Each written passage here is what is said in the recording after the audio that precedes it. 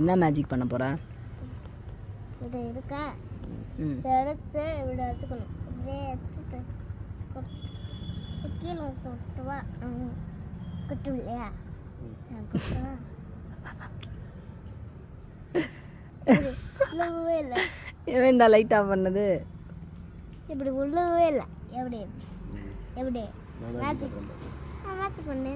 பண்ணுங்கன்னு சொல்லணும்.